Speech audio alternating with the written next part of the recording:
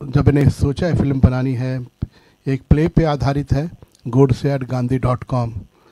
जब तय किया कि फिल्म बनाऊंगा तो बिल्कुल मेरा ख्याल, कैन यू हियर मी और मैं आई एम ऑडिबल? अच्छा, लाइट चाहिए यार, मेरी आवाज़ तक ही सीमित रहे यार, मेरे को देखने के लिए। चलो ठीक है, लाइट भी दे दिया आपने मुझे। हाँ, तो मैं ये कह रहा था कि सबसे पहले the moment I decided that I will make the film, ये तय कर लिया था कि मैं गांधी जी और गोडसे जी दोनों के साथ इंसाफ करूंगा और बिल्कुल without being partial two anybody, किसी का साथ नहीं, दोनों की बात को रखूंगा। और मुझे ऐसा लगता है इस प्रयास में मैं काफ़ी सफल रहा। सेंसर में पिक्चर हुई, 2 बार सेंसर हुई, और सेंसर में भी मुझे बहुत सराहना किया लोगों ने। जिन लोगों ने देखा, हमें क्लीन यू सर्टिफिकेट मिला है। और इसमें डायलॉग, गांधी जी के जो डायलॉग हैं वो गांधी जी ने जो बोले हैं, जो अपनी किताबों में लिखे हैं, वही हमने रखा है। और गोडसे जी का भी जो संवाद है, वो उन्होंने जो कोर्ट में जो स्टेटमेंट दिया है, उन्हीं में से हमने जो है डायलॉग्स बनाए हैं। सिनेमेटिकली, ड्रामेटिकली हमने उसी को रखा है, जैसे गोडसे जी खुद कह रहे हैं। ओके, नाउ अभी दीपक जी को मैं माइक दे रहा हूँ। इन्होंने गांधी जी का रोल किया है और जीवित कर दिया गांधी जी को पर्दे में। कई एक्टरों ने पहले भी किया है, बट मुझे ऐसा लगता है कि दीपक जी ने इंसाफ किया उस कैरेक्टर के साथ। और कई लोगों ने, जब बैकग्राउंड म्यूजिक हो रही थी पिक्चर की, पोस्ट प्रोडक्शन हो रही थी, सब लोगों का कहना था कि दीपक जी इतने क्लोज हैं, लोग को कन्फ्यूजन जाएगा गांधी जी और दीपक अंतानी में। ओके, एंड उनको माइक दे रहा हूँ, किसी को कुछ पूछना है। एक सेकंड, दीपक जी आप क्या कहना चाहते हैं बता दीजिए, then they can question and we will answer them. मुझे कुछ ज़्यादा कहना नहीं है। मेरे लिए तो किसी भी एक्टर के लिए एक ऐसे दिग्गज बड़े डायरेक्टर के साथ काम करने का ड्रीम होता है, एंड फॉर्चुनेटली मेरा वो ड्रीम पूरा हो रहा है। और मैं इनके पास से acting, direction, as a human being बहुत कुछ सीखा हूँ। ये खुद एक इंस्टीट्यूशन है, ये खुद एक स्कूल है। तो ये मेरे लिए लाइफ का सबसे बेस्ट एक्सपीरियंस रहा है, और मैं आशा करता हूँ कि ऑडियंस भी उसे स्वीकृत करेंगे और बहुत अच्छी तरह से फिल्म को बॉक्स ऑफिस में चलाएंगे। और इनका जो ऑब्जेक्टिव है इस प्रकार की फिल्म बनाने का, वो सफल रहेगा। Thank you. जय हिंद, जय श्री राम। मैं उस परिवार से बिलोंग करता हूं जो सीन में दिखाया गया था कि पाकिस्तानियों ने हमारे हिंदुओं को खदेड़ के निकाला। तो मैं उस परिवार का पीड़ित व्यक्ति हूं और गोडसे जी का बहुत बड़ा समर्थक हूं। गांधी जी का विरोधक नहीं हूं, पर गोडसे जी का समर्थक हूं, क्योंकि 70 साल तक उनकी आवाज़ दबाई गई। तो इस मर्द के बच्चे ने जब ये पिक्चर के ऐलान किया तो मैंने कहा कि सर, तन मन और धन से हम आपके साथ में हैं। गोडसे की सच्चाई, हिंदुत्व की सच्चाई लोगों के सामने रखिए, उसका निर्णय, जजमेंट लोगों को लेने दीजिए। हम जज नहीं है, जज 130 करोड़ जनता है। तो बस इसके लिए इनके साथ में जुड़ा हूँ। थैंक यू ललित जी, और वही प्रयास हमने किया है।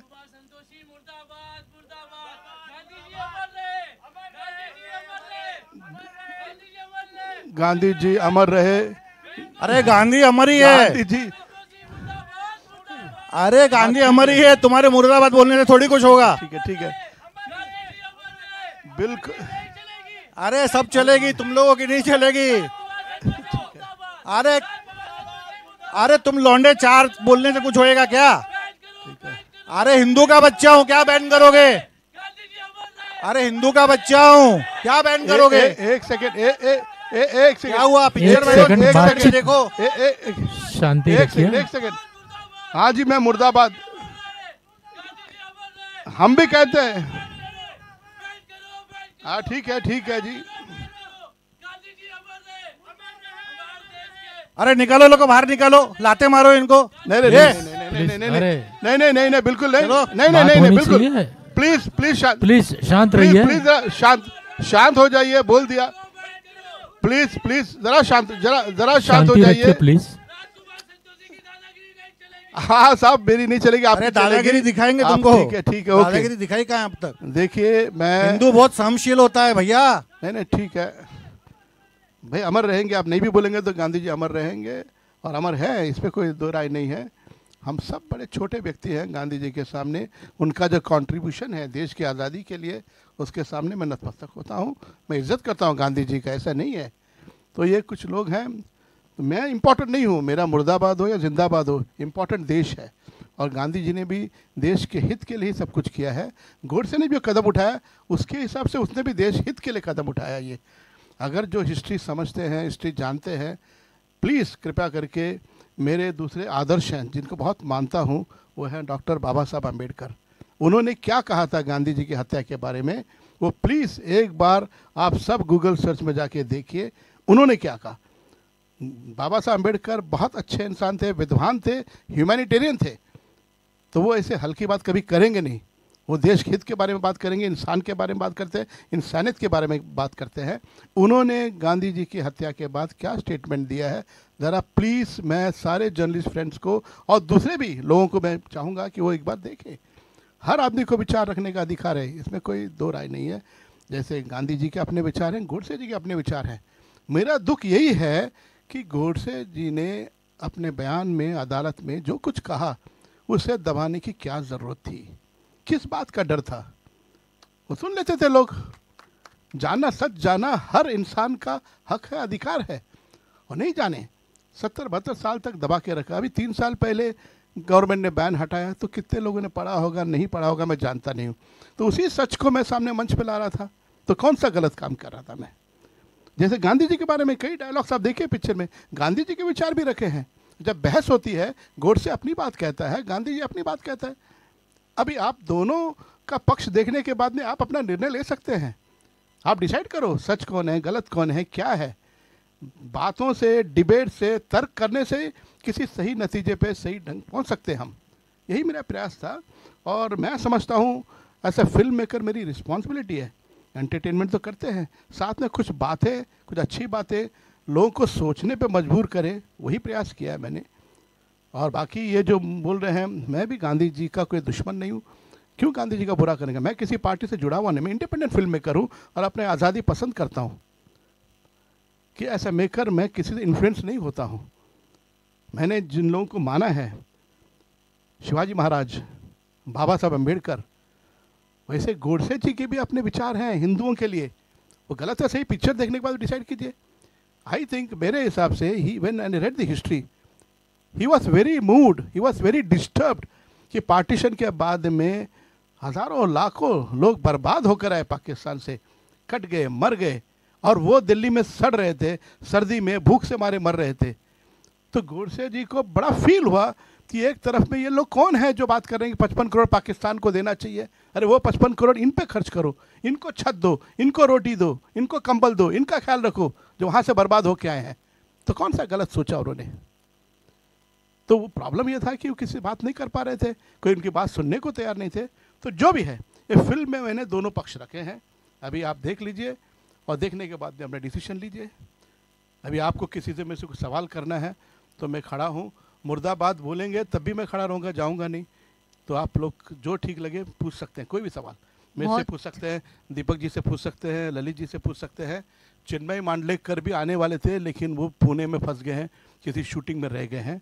खैर वो कभी भी आ जाएंगे, व्हेनेवर नेक्स्ट पिक्चर देखने के बाद में मैं चाहूँगा एक और इसी तरह से प्रेस कॉन्फ्रेंस हो, तब बात करने में मज़ा आएगा। आपने पिक्चर देख ली होगी, तब उस वक्त आपकी जो भी शिकायत है, आपको लगता है कि मैंने किसी एक पार्टी का साइड ले लिया, गांधी जी का साइड लिया, गोडसे जी का साइड लिया, किसी के साथ गलत किया है, अगर आपके बातों से मुझे लगा कि नहीं आप सही हैं, तो मैं दिल से आप सबके सामने माफ़ी मांगूंगा।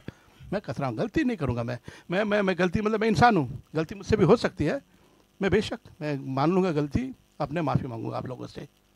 अब मेरा मानना ये भी है, गांधी जी बहुत महान व्यक्ति हैं लेकिन इंसान वो भी हैं, गोडसे जी भी इंसान है।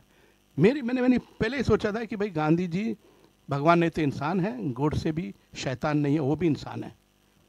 और दोनों ने अपने अपनी बातों के हिसाब से, अपने विचार के हिसाब से जो सही लगा वो किया, जो सही लगा वो कहा। अब आप मुझसे जो भी सवाल है पूछ सकते हैं। सॉरी मुझे सुनाई नहीं दे रहा ठीक से, प्लीज़ कोई माइक दे वहाँ पे। आपने बहुत सालों से फिल्में बनाई हैं, क्या आपको सब्जेक्ट क्यों अभी याद है? क्या लगता है कि कांग्रेस गवर्नमेंट थी तो आपको उस तरह का लीवरेज नहीं मिलता या फिल्म रिलीज में प्रॉब्लम होती, इस वजह से आपने ये सही मौका चुना नरेंद्र मोदी की गवर्नमेंट? कि मैं ऐसा मौका चुन के नहीं, मैं जब भी अब मेरा करियर आप देखिए ना, ग्राफ घायल एक्शन पिक्चर बनाई थी।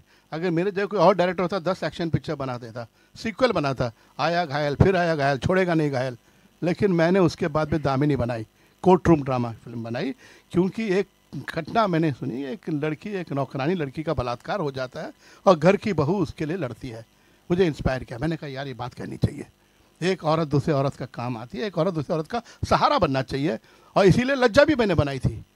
ओके, देन आई मेड अंदाज अपना अपना। वो कांग्रेस और बीजेपी गवर्नमेंट देख के थोड़ी बनाए कि अमर कांग्रेस का है और बीजेपी का प्रेम है। कॉमेडी, प्योर कॉमेडी था उसमें।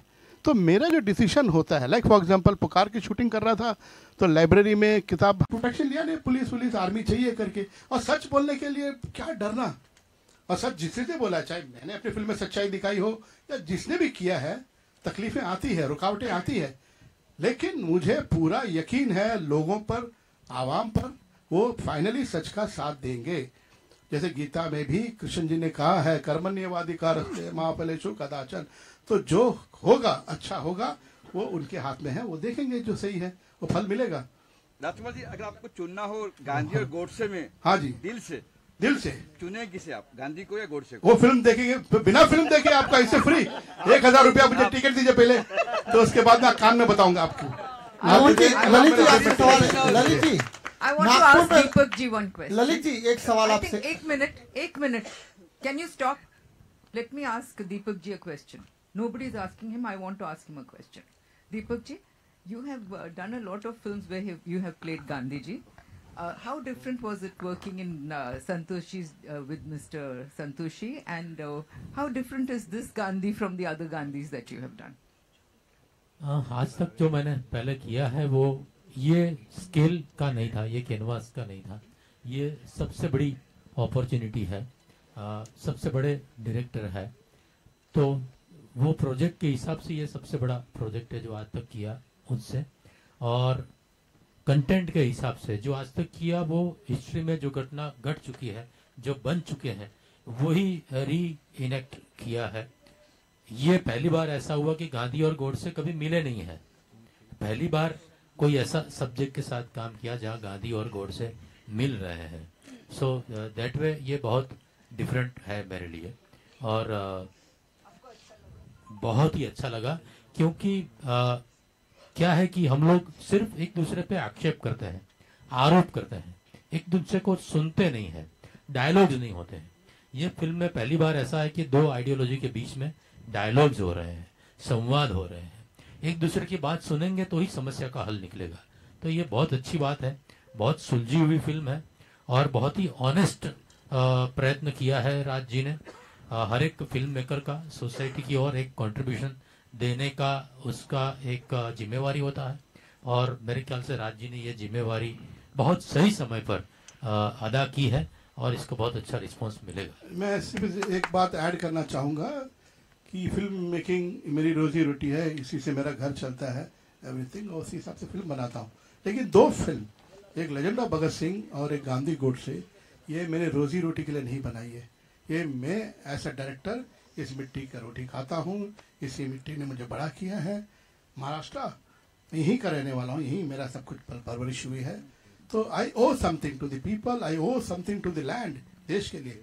तो ये दोनों फिल्में मैं सर्विस के जैसे मेरे तरफ से एक छोटा सा कंट्रीब्यूशन करना चाहता था। इसीलिए लेजेंड ऑफ भगत सिंह बड़ा रिस्क उठाया मैंने, और गांधी गोडसे में भी बड़ा रिस्क उठाया। मैं चाहता था किसी स्टार को कास्ट कर सकता था जो चल रहे हैं। आजकल सारे फिल्म मेकिंग जो हो रही है, ये OTT में ये चलेगा, ये थिएटर में ये चलेगा। That is how the proposal is made. I try to make an honest film. इसीलिए पहले मैंने तय कर लिया था, जो गांधी का रोल करेंगे वो हम गुजराती एक्टर लेंगे, जो गोडसे जी का रोल करेंगे वो मराठी एक्टर लेंगे, और मोस्टली नए लोग लेंगे जिससे पहले नहीं आए, ताकि लोगों को गांधी जी नजर आए, गोडसे जी नजर आए, आम्बेडकर साहब नजर आए। तो लाइक दैट, तो वो प्रयत्न किया है। स्क्रीन प्ले में भी, स्टोरी टेलिंग में भी, हिंदुस्तान के पर्दे पे, इंडियन सिनेमा में लोग कहते हैं, सेंसर बोर्ड ने कहा ऐसी फिल्म बनी नहीं है। वेस्ट में फिल्म बनी है कि अगर हिटलर वॉर जीत गया होता तो क्या होता दुनिया में। लेकिन इंडिया में मेरे ख्याल से अपने आप में एक नई कोशिश है, पहले बार ये प्रयास हो रहा है, व्हाट इफ, क्या अगर गांधी जी बच गए होते तो क्या क्या चीजें, क्या क्या परिवर्तन होते और किस तरह का चीजें चलती, और गोडसे जी अगर मिलते तो क्या होता, गांधी जी से गोडसे इन्फ्लुएंस होता या गोडसे से गांधी जी इन्फ्लुएंस होते, या दोनों पे क्या असर होता, दोनों की सोच में क्या बात होती, क्योंकि क्लैश होता है, जब जंग होता है, लड़ाई होती है, दोनों तरफ जो है चोटें लगती है, दोनों तरफ पे फर्क आता है। तो वो सारी चीजें पहली बार कोशिश की है, प्रयास किया है और लोगों के सामने ला रहा हूँ, कोशिश कर रहा हूँ। हालांकि कुछ तकलीफें आ रही है, अभी भी तकलीफें आ रही है, जैसे कह रहे हैं प्रॉब्लम्स हो है, लेकिन हम कोशिश कर रहे हैं। और मेरे इस कोशिश में पीवीआर जो हमारे मेन डिस्ट्रीब्यूटर हैं वो बहुत साथ दे रहे हैं, हिम्मत से मेरा हाथ पकड़ लिया उन्होंने, तो उन्होंने कहा कि पूरी कोशिश करेंगे ये सिनेमा अच्छे ढंग से, मेरी फिल्म लोगों तक पहुंचे। तो फिर मैं लोगों से यही मैं रिक्वेस्ट करूंगा, फिल्म देखने से पहले कोई ओपिनियन मत बनाइए, please don't make an opinion. मैं सिर्फ यही इंतजार करता हूँ, फिल्म देखने के बाद में बिल्कुल नारे लगाइए, राजकुमार संतोषी मुर्दाबाद, जो लगाना नारे लगाइए, एंड कोशिश करना है, फिजिकल कोशिश मत करना मारने वारने के लिए, क्योंकि वो गांधी जी के फेवर में भी नहीं है, वो गांधी जी